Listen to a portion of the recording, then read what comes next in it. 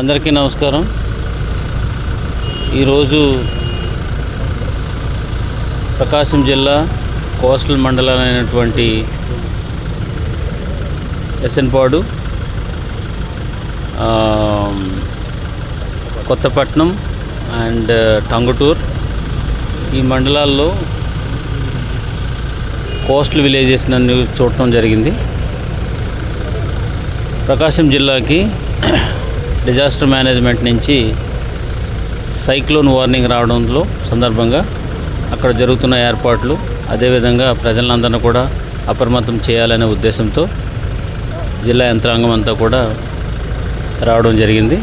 ఇందులో భాగంగా కొన్ని విలేజెస్ ఊళ్ళపాలెం మరి పల్లెపాలెం, తర్వాత అనంతవరం అండ్ ఇది కొత్తపట్నం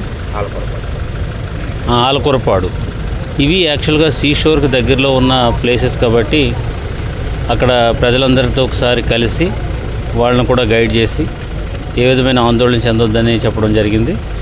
సో జిల్లా యంత్రాంగం కూడా ఆల్టర్నేటివ్ అరేంజ్మెంట్ చేశారు।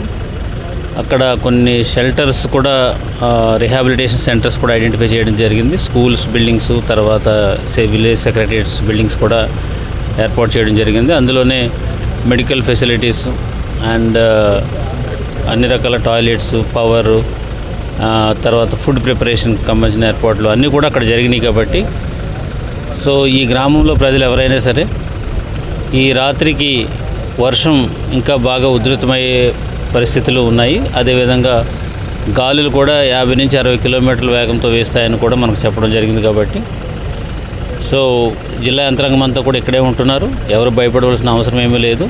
సో వాళ్ళందరూ కూడా అందుబాటులో ఉంటారని సందర్భంగా తెలియజేసుకుంటున్నాను। అదేవిధంగా ఈ కోస్ట్లో ఉన్నటువంటి గ్రామాలు ఏమైతే ఉన్నాయో, హ్యాబిటేషన్స్ ఏమైతే ఉన్నాయో వారు కూడా అధికారులతో సహకరించాలి। సో మొండిగా అక్కడే ఉండకోకుండా అధికారులు చెప్పినప్పుడు ఇమీడియట్గా రీహాబిలిటేషన్ సెంటర్స్కి వెళ్తే అందరూ కూడా క్షేమంగా ఉండడానికి అవకాశం ఉంటుంది। సో అదేవిధంగా ఈ వేటకు వెళ్ళొద్దని ఆల్రెడీ మనం చెప్పడం జరిగింది। ఇప్పుడు మేము విజిట్ చేసినటువంటి 5 గ్రామాల్లో కూడా ఎవరు కూడా వేటకు వెళ్ళలేదని చెప్పారు। సో అంతా కూడా అప్రమత్తంగానే ఉండడం జరిగింది కాబట్టి ఏ విధమైనటువంటి అవాంఛనీయ సంఘటనలు జరగకోకుండా అందరూ కూడా అధికారులతో కోఆపరేట్ చేయాలని సందర్భంగా తెలియజేస్తున్నాను।